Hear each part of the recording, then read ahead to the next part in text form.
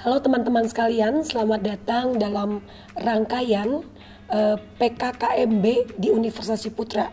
Apa itu PKKMB? Pengenalan kehidupan kampus bagi mahasiswa baru. Nanti di dalamnya itu ada 3, ada yang namanya orientasi week ya, yang kamu lagi lakukan sekarang, orientasi mahasiswa. Yang kedua itu ada pralatihan dasar kepemimpinan, dan yang ketiga nanti teman-teman juga akan mengikuti sebuah seminar tentang bagaimana tantangan yang dihadapi oleh milenial. Nah, pada hari ini perkenalkan, saya Ida Christine, saya sebagai kepala di Biro Mahasiswa dan Alumni. Jadi saya hari ini akan mempresentasikan tentang pengembangan program kemahasiswaan. Nah, sebelumnya saya akan memperkenalkan dulu teman-teman atau rekan-rekan saya yang ada di BMA. Pertama itu ada Bu Novi, atau bisa teman-teman panggil C Novi atau Kak Novi, terserah gitu, bebas gitu ya. Nah, C Novi ini di bagian mentoring. Kemudian ada Kak Sola. Kak Sola ini di bagian unit kegiatan mahasiswa. Juga Kak Sola juga bantu di Treasure Study atau di kegiatan-kegiatan alumni. Kemudian ada Pak Weli. Pak Weli adalah bagian beasiswa dan konseling. Jadi teman-teman kalau memang ada persoalan-persoalan bisa datang tuh ke Pak Weli gitu ya. Kemudian ada Kak Dipa. Kak Dipa ini sebagai pendamping atau pembina untuk organisasi kemahasiswaan. Kemudian BMA itu dibantu oleh 2 orang casual. Itu ada Timothy atau Kak Timi dan Kak Birgita.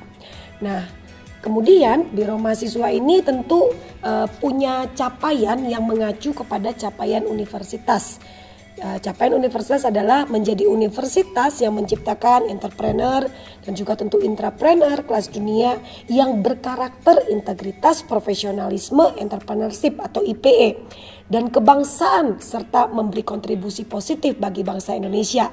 Nah, capaian universitas ini kami berharap akhirnya bisa menghasilkan profil lulusan dari alumni Ciputra adalah memiliki kompetensi entrepreneurial, memiliki kompetensi sesuai dengan bidang ilmunya, memberi nilai tambah berstandar internasional, kemudian menjunjung tinggi nilai IPE, dan kemudian bangga, cinta, berkontribusi bagi bangsa, serta memberi dampak positif. Nah, inilah capaian universitas di mana BMA itu hadir sebagai support untuk capaian Universitas Ciputra. Karena itu di dalam kegiatan rangkaian aktivitas kami ada pengembangan soft skill, ada perubahan karakter, dan ada kontribusi bagi bangsa. Nah, teman-teman, dari tahun pertama kamu masuk ke UC gitu ya sampai tahun keempat, kami di kemahasiswaan mencoba untuk membuat capaian-capaian. Kenapa kita perlu membuat capaian? Biar kita tahu, oh, tahun pertama dengan tahun kedua kami berharap mahasiswa itu mengalami yang namanya perubahan.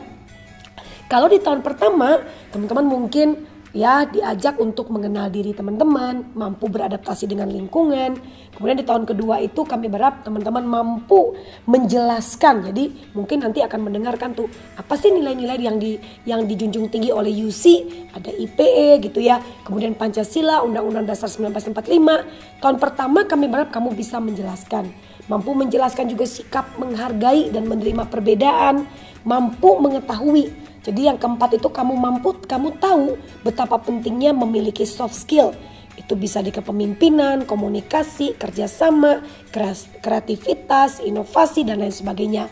Kemudian kami berharap teman-teman juga bisa menjelaskan pentingnya memiliki sikap dan perilaku kepedulian, empati terhadap sesama dan lingkungan. Itu tahun pertama. Tahun kedua meningkat tuh. Kita berharap mahasiswa atau kamu mulai bisa menentukan target prestasi dirimu. Baik itu di UKM, di minat bakatmu, atau dimanapun itu ya, di prestasi akademikmu. Kamu sudah mulai bisa nih, saya mulai menentukan target saya apa gitu ya. Kemudian kalau tadi mampu menjelaskan, sekarang kamu mampu menerapkan nilai-nilai IPE itu, Pancasila dan Undang-Undang Dasar 45. Kemudian yang ketiga, mampu menunjukkan. Kamu bisa nunjukin tuh bagaimana menghargai dan menerima perbedaan. Tahun keempat kamu mampu mengembangkan. Jadi gak hanya tahu itu penting, tapi kamu bisa mengembangkan. Kemudian mahasiswa mampu atau kamu mampu menunjukkan sikap dan perilaku kepedulian terhadap sesama dan lingkungan. Itu di tahun kedua. Tahun ketiga ningkat lagi. Sebenarnya poin-poinnya gak terlalu berbeda. Cuma terjadi peningkatan saja. Tadi 1 mampu kenal diri aja. Kedua mampu menentukan target. Ketiga mampu meningkatkan Jadi nggak hanya nentuin nih, tapi mulai meningkatkan. Oh kemarin nomor 3, sekarang nomor 1 dah. Oh kemarin final, oh sekarang nomor 3 dah. Misalnya gitu ya. Mampu meningkatkan target dalam prestasi diri.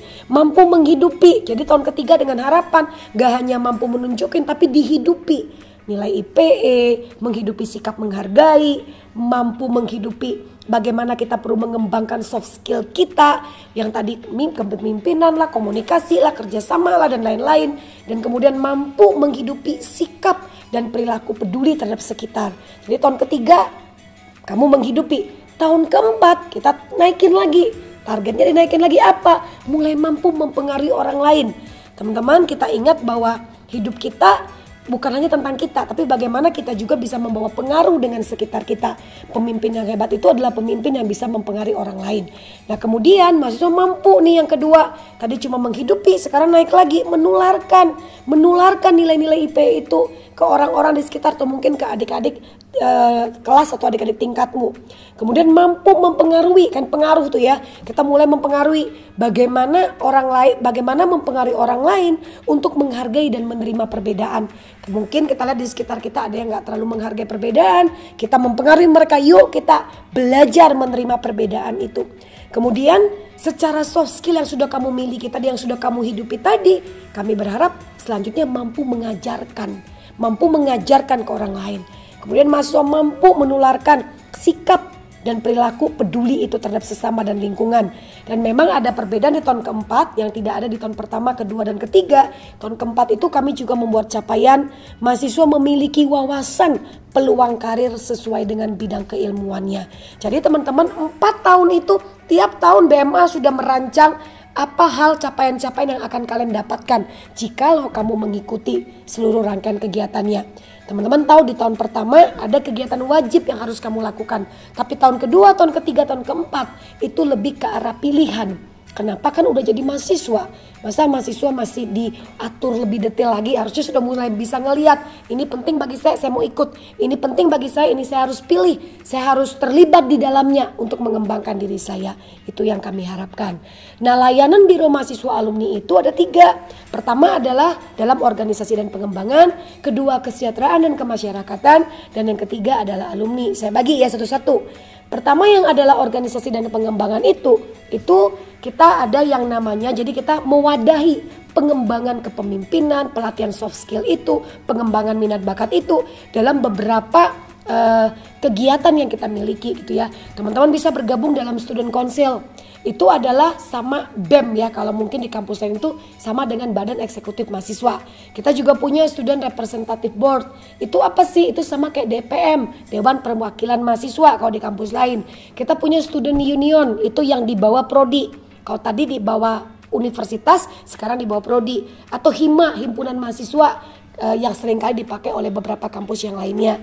Kemudian kita ada unit kegiatan mahasiswa. Itu baik kalian bisa mengembangkan dalam mungkin kan yang suka olahraga, kan yang suka seni, itu macam-macam.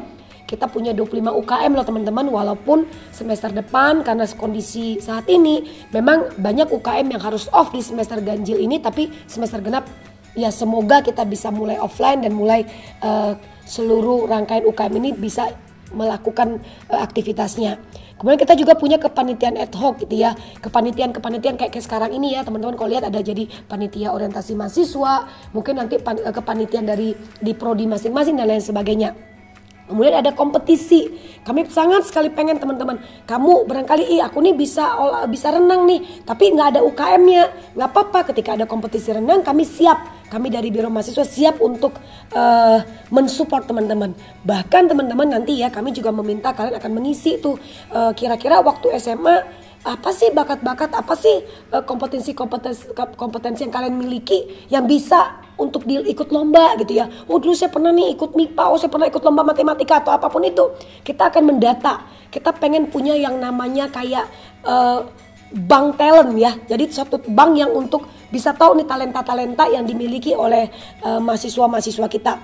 Nah itu kita akan buat. Kemudian apalagi teman-teman dalam leadership. Nanti kita mengenal, kamu akan dikasih tahu, oh ada dimulai dengan perlatihan dasar kepemimpinan, ada leadership 101, 102, dan 103. Semua adalah untuk mengembangkan dirimu di dalam soft skill yang harusnya kamu miliki. Kami berharap BMA ini bisa mengembangkan lebih lagi. Kemudian yang kedua, kesejahteraan dan kemasyarakatan. Ada mentoring teman-teman. Mentoring itu untuk apa? Awal kamu masuk ke UC, kamu langsung didampingi oleh kakak mentor. Sehingga kalau kamu pengen ada yang mau kamu tanyakan, kamu masih bingung untuk, aduh saya ini bingung nih harus membagi waktu, harus membagi apa. Semua nanti akan dilengkapi, kakak mentor akan membantu kalian. Nah kemudian tuh tahun pertama teman-teman ya, ada mentoring, ada konseling. Jadi kalau kamu ngerasa kok aku ngerasa tidak nyaman, kok aku ngerasa ada sesuatu yang gak beres, oh kok aku ngerasa ada gak enak, aku susah diterima, teman-teman bisa konseling. Tadi Bu Ida sudah sebutkan ada Pak Weli bagian konseling, tapi juga bisa ke Bu Ida, bisa ke yang lainnya. Di BMA kami siap untuk menjadi tempat curhat teman-teman sekalian. Ketiga ada beasiswa.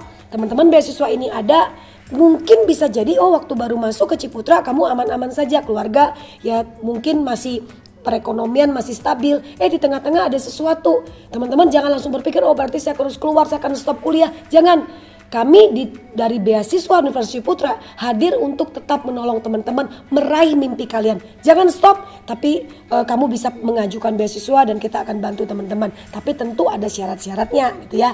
Kemudian apalagi program kreativitas mahasiswa, itu yang dari Dikti. Teman-teman kelebihan dari PKM atau program kreativitas mahasiswa ini adalah, pertama adalah kamu dilatih untuk melihat masalah. Setelah kamu dilatih untuk melihat masalah, nggak cukup di situ, kamu dilatih untuk bisa mencari solusi dari masalah itu. Jadi teman-teman bisa kebayang ya, dari seluruh rangkaian pelatihan-pelatihan yang akan diberikan dan bahkan lomba atau kompetisi yang akan dilakukan oleh Dikti, kami berharap teman-teman bisa ikut di dalamnya.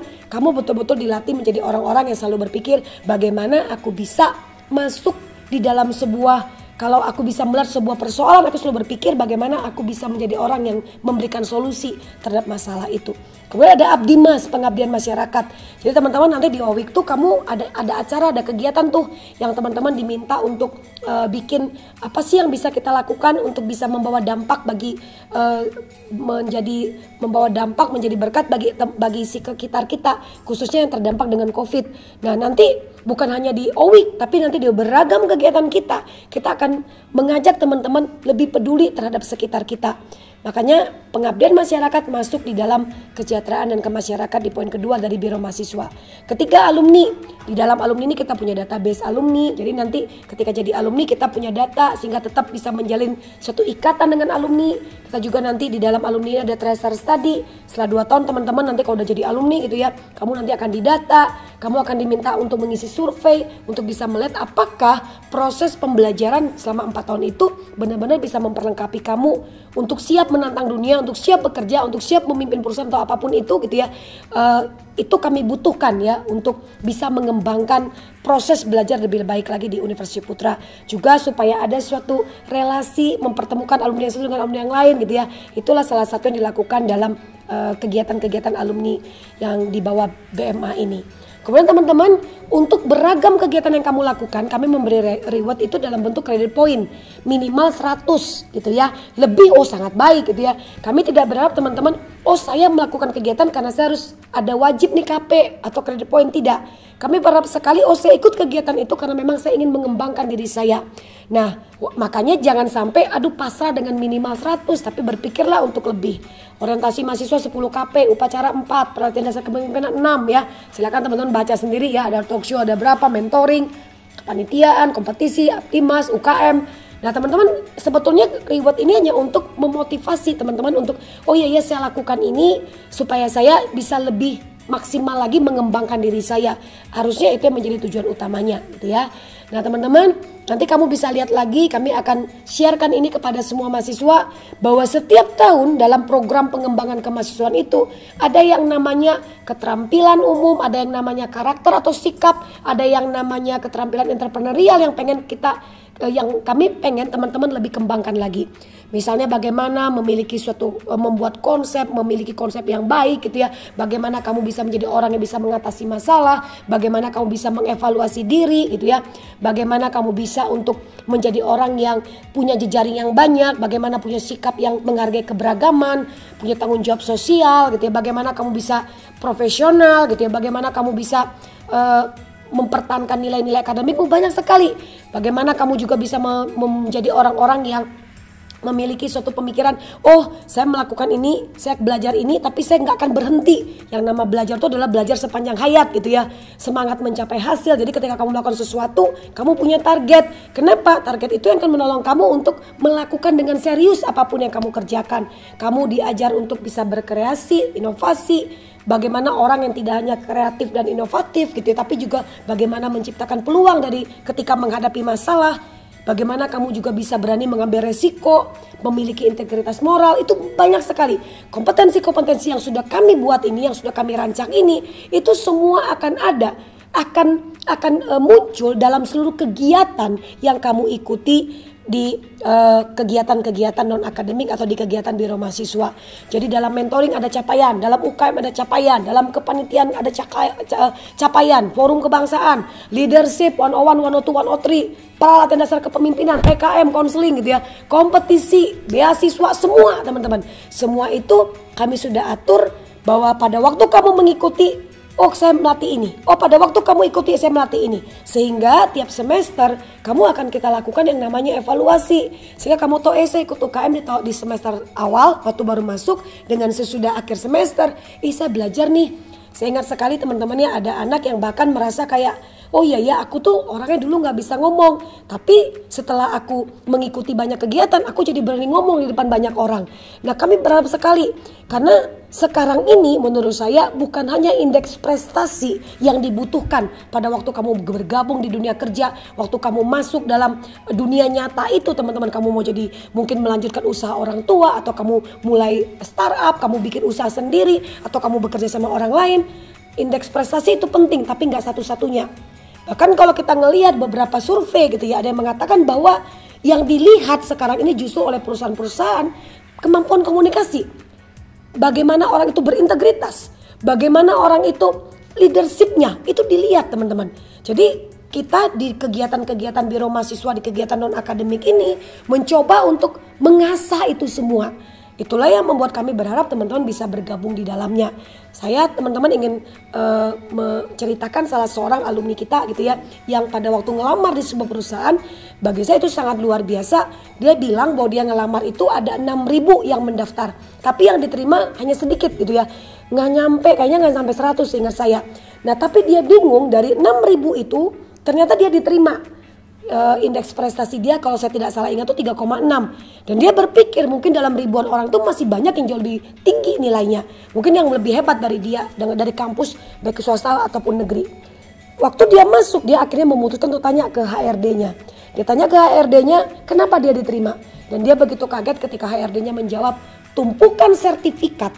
Jadi tumpukan sertifikat kegiatan-kegiatan non akademik itulah, kegiatan organisasi kemahasiswaan, kepanitiaan, pelatihan-pelatihan, workshop atau talk show yang diikuti, ternyata itulah yang membuat dia diterima, dia dipilih. Nah teman-teman, kalau kita melihat di sini adalah, iya ya dunia saat ini nggak cukup tuh cuma nilai yang di atas kertas, tapi juga dituntut bagaimana kamu menjadi orang-orang yang bisa memimpin, menjadi orang yang bisa ngomong, menjadi orang yang bisa mempengaruhi orang lain, menjadi orang yang betul-betul berkreativitas gitu ya. Bagaimana kamu juga jadi orang yang nggak kalah dengan menyerah dengan masalah, tapi justru menyelesaikan masalah, menciptakan peluang dari masalah. Dan saya ingin katakan itu akan kamu dapati pada waktu kamu mengikuti 4 tahun dalam rangkaian kegiatan di kemahasiswaan. Nah teman-teman, saya ingin akhiri ya pada hari ini ya, saya pengen sekali teman-teman mengingat bahwa jadilah orang yang kita merasa bahwa hidup kita itu penting pada waktu kita menjadi penting bagi orang lain. Berpikirlah saya akan menjadi berarti saat kita juga berarti bagi orang lain. Karena tujuan hidup kita tentu bukan hanya untuk kita, bukan hanya tentang kita. Tujuan hidup kita juga adalah untuk berdampak bagi sekitar kita. Nah, awalilah dengan acara orientasi mahasiswa pertama, nanti seterus kegiatannya dengan membentuk dirimu menjadi lebih baik lagi, menjadi pribadi-pribadi yang berdampak bagi banyak orang. Salam entrepreneur.